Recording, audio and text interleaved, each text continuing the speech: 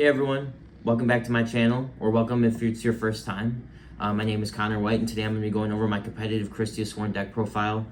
This is a video or a deck I would take directly to a tournament. It's been pretty much well thought out and tested by myself.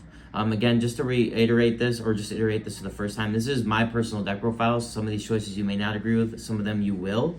However, like I said, this is a pretty well thought out deck profile. Some of you have come to see my videos are probably going to understand that already, and that's probably why you're here in the first place. But if this isn't why you were here in the first place, take a second after this video to comment, like, and subscribe. If you did like the profile, if you didn't, let me know what you think in the comments, right? I'm going to get on with the deck profile now, and then you guys let me know what you think at the end, right? And of course, I'm going to do some explanations as we get through the cards. First, we're going to be starting off with the Lightsworn monsters. We're going to have Judgment Dragon, who of course is the boss monster of the deck. He takes 4 Lightsworn monsters in the graveyard to special summon himself for free from hand. And then not once per turn, you can pay 1,000 life points to destroy every other card on the field but himself. And then he has 3,000 attack points. So this is pretty much how you're going to wrap up the game. He'll come into play, he'll destroy everything but himself, and then you'll use him along with your additional boss monsters or extender cards to lethal them into game pretty much. The next card we'll have is 2 of the Tribute Summon monster in the deck. This is Celestia. When you tribute a Lightsworn monster for the summon of her, you can destroy up to 2 cards your opponent controls, and then you'll mill for cost. This card is important because although both a Lightsworn name, it is indeed a fairy, which is going to be important to the fairy card package that we're playing later on in the deck that you'll see.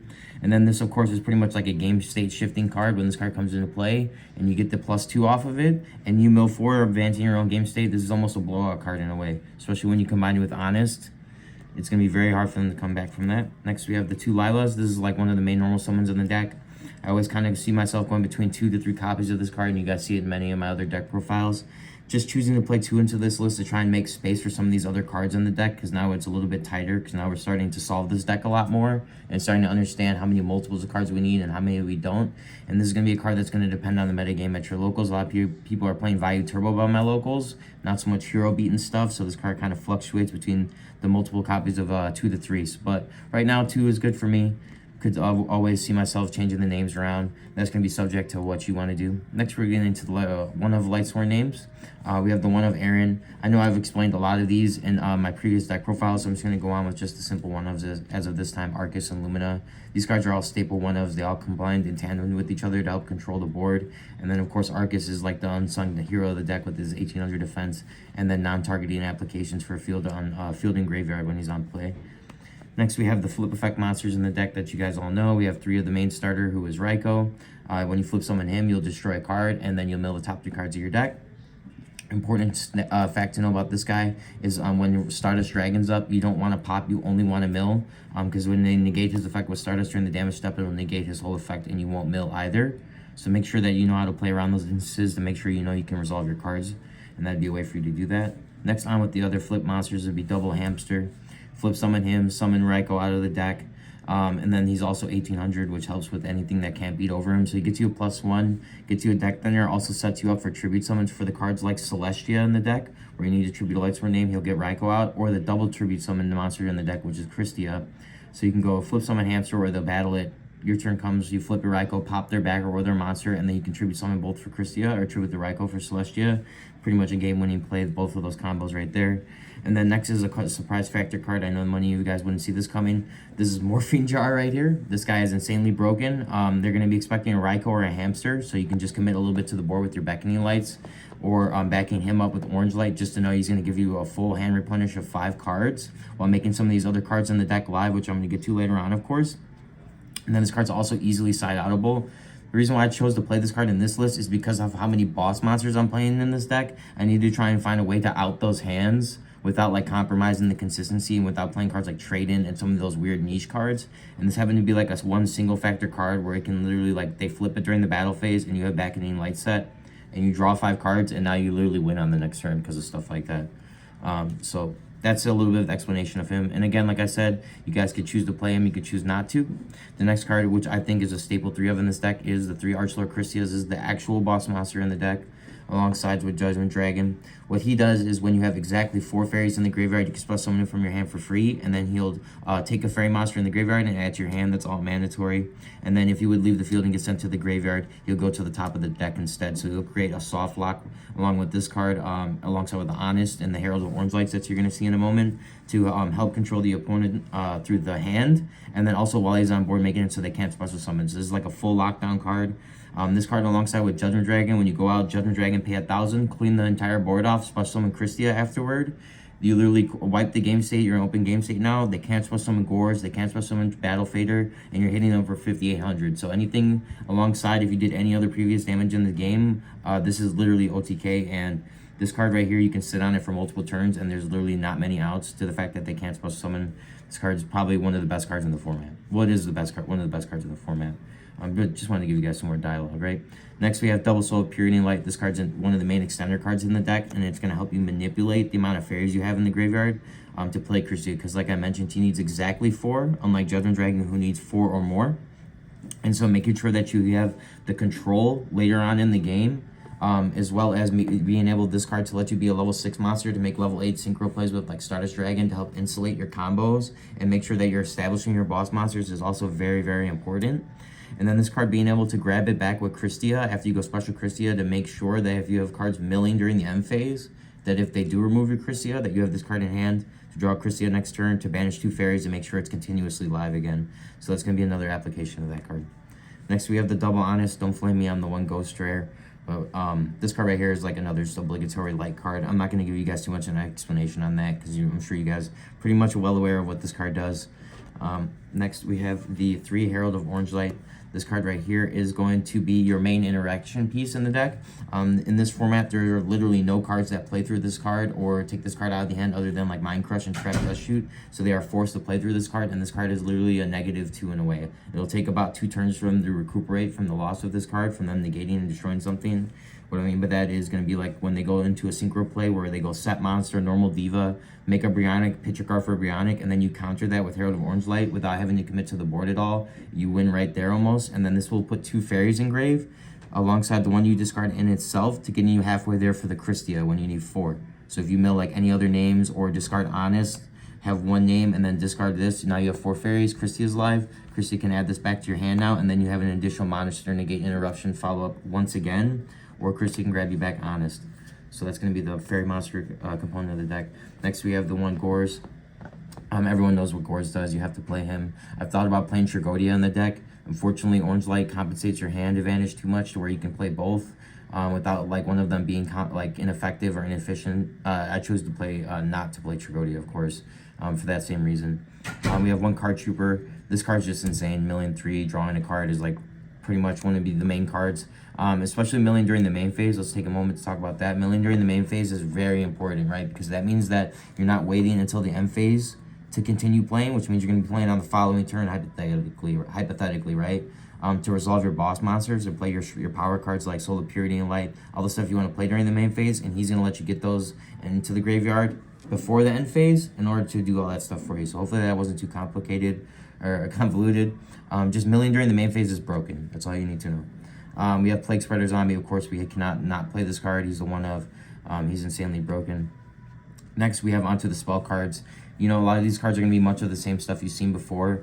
It's just going to come down to now how we start to apply these cards now that we know what the format's leading up to, right? So we're going to have the 1 Charge of the Light Brigade. Unfortunately, this card is limited to 1. We have the 3 Solar Recharges, the most broken draw spell. We have double Gold Sark. In this list, you can Gold Sark for Judgment Dragon almost 100% of the time, or Charge of the Light Brigade, or even some of these power spells like Heavy Storm and Brain Control. Some lists are choosing to cut these cards, but in these longer tournaments, which I'm building my decks for, not just a local 2 to 3 round tournament, you need these cards to make sure you're not losing automatically cards like Heavy Storm, or when they Brain Control you, or just moving a monster out of the way to make sure you hit for game. You have to make sure that you can mitigate all of those factors without having to rely too much on your engine. Like if I have to know I have to commit a normal summon to clear back row in order to make sure that my Christie goes through, I'm already barking up the wrong tree, because now that means I only have 1 play left. I already used my normal summon. Can't do that in this format. Playing cards like Heavy Storm, and I don't care about this theory of if you mill it, they're not going to continuously set back row. People are greedy and they're going to set multiple back rows, and that's why we blow them out with this card. And that's going to be the difference of us playing a blowout deck versus playing like much weaker of a ceiling deck. Why would we not play these blowout cards? That being said, we're on to the trap cards, which is called Haunted and Glorious Illusion. These 2 cards right here are the Reborn traps. In other lists, I could see people playing multiples of Glorious Illusion, and what this card does for some of you who may not know, because this is an entirely new card that we've been bringing to you, or at least that I've been bringing to you along with Edison Club. This card lets you target a Lightsworn monster in the graveyard, special summon it, and then during the end phase, you mill 2. And what this card also does is when either of them would leave the field, it also removes the other target. So that means that this card's always not going to have Gore's dead, because it will make it so that it leaves the board at any time. The other monster leave, even for a tribute summon or a synchro summon, unlike Call of the Haunted. The only difference is that this card brings back Archlord Christia, which is like making this card much stronger of a card. I just don't see myself needing 3 copies of a Call of the Haunted-esque card because of the fact that you just don't need a playset of it. And, right, Call of the Haunted sometimes can already be dead. This can sometimes already be dead. But we do want the additional copy to make our Celestial live, to bring back our Lila, to go Lila, pop a back row, and then summon Christia, or like, you know, making a play where we don't have to commit to the normal summon, like I literally just said a moment ago. So that's going to be another card to help you do that. And next, rounding up the traps are the Double Beckoning Light. This is just a standard card. You guys see me play 2 of that in every list. I'm not going to talk too much about that. That is it for the main deck, guys. Moving on to the extra deck here. It's going to be pretty much standard. We're going to have the Armory Arm, Magical Android, Catastor, Goyo Guardian, Gaia Knight. See, the thing is about some of these cards, guys, that you're going to notice is that you could play your Quizis or some of those other niche cards. We are no longer playing any of those dumb cards. I'm going to call them dumb, unfortunately. We're going to play cards that are strictly cards that are going to allow you to win the game, and no type of niche, pure stuff. There's going to be cards that we only go into consistently. Sorry about that noise. That we only go into consistently because we only have 1 synchro play, hypothetically. When we go normal special art playback, and a lot of the times we don't want to commit the normal summon to Orange Light to make a level 6 play or any type of synchro play. It's better off in hand. That being said, next we have the 7s. It's the same thing. Just cards that are going to be high impactful, then they're generic. This card's just broken. I don't know why people don't play them. And then next we have the level 8s. Again, just all the standard stuff. We're going to play the cards that lights only get access to. I'd say that many profiles, but that's going to be cards like Ancient Sacred Wyvern and Avenging Knight Parshath, just because those are game-winning cards, and you need to play those cards that you have pretty much like for example, Dark's going to play Light and Dragon because it's insanely broken. We're going to do the same thing with these, right? Not much to say about that. And then next we have Mistworm, the Final Fusion, which is Chimera Tech for the side deck, Cyber Dragons, and then we have our token.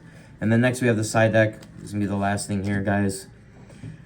Next, we have Double Cyber. So, one thing I want to mention before I go entirely into the side deck is that this is literally catered to my locals only, and the side deck is ever changing for this deck. Just because now I'm starting to understand the deck more and like where my losses are coming from and stuff. So it might be different for you, much like how you want to build your entire deck, like I mentioned in the beginning of the video. But this is just what works for me, right? So next we have our 3 back row hate. These are just pretty much easily sided in bold cards versus anything, you know, where they're going to try and floodgate you. We have doubled My Body as a Shield. This is pretty much becoming MVP in the side deck going into games 2 and 3 versus most decks. Decks that are going to side in their, have their Mirror Forces, their Bottomless Trapples, trying to stop you from playing the game and committing your boss monsters connecting. This is what's going to stop that. This card also stops Icarus attack, which is insanely important because that means that you can set multiple cards and multiple things to the board without getting blown out. And a lot of times you know that they're going to be counting on the Icarus attack. So if you can have this and prevent their follow-up through like an Orange Light or something like that, this is pretty much how you're going to win a lot of the time. Next, I hate to do this to you guys, but it's Double Lightning Vortex. I'm missing one. This card I've been talking about and how I wanted to include it in my last deck profile. But here it is now. This card's for dragons, essentially. So they're going to try and commit like Quackmare or Drago and throw their red eyes out there and use their wyverns and things like that if they're playing that list. This is going to stop them from doing that, to be honest with you. Once you clear their board once, they're pretty much downhill battle from there. And then you recommit to your boss monsters to the board, and then you'll win from there. And then next we have the traps. We got Double Decree. I mean, this card's a staple, insane. You guys know what that do. And then we have the Triple Imperial Iron Wall. This is another card I've been talking about recently. I think it was in my last list, but if it wasn't, here it is now. This card stops all the Value Turbo decks. It stops all the Bottomless Trap Holes, Dimensional Prisons. It also stops Maliciouses. It stops your Plague Spreader from getting banished. It stops them from Kai-icing you. It stops them from DD Crowing you. It stops them from Soul Releasing you. I think you guys get the idea. And the fact that it's a chainable trap card means you can make it so their cards fizzle. So all those cards I literally just named, you could chain this card to the fact of, and then they won't won't get their effect, it won't resolve anymore. So this card is a staple 3 of now on my list. The only thing you have to keep in mind is that when Gold Sark and Soul of Purity and Light are in your hand, you cannot resolve this card because those cards require cards to be banished to play. So you need to keep that in mind when you're siding side decking cards, whether you include these cards or you don't include those cards when you're siding in games 2 and 3, all right? So that is the deck profile, you guys. I appreciate you guys coming in, taking a look at this deck profile. It's -5 where I live right now, so I figured this would be a good time to upload a video. And hopefully you guys are warm inside your house, and I hope you guys enjoy the content. More content coming soon, and thanks everyone for viewing.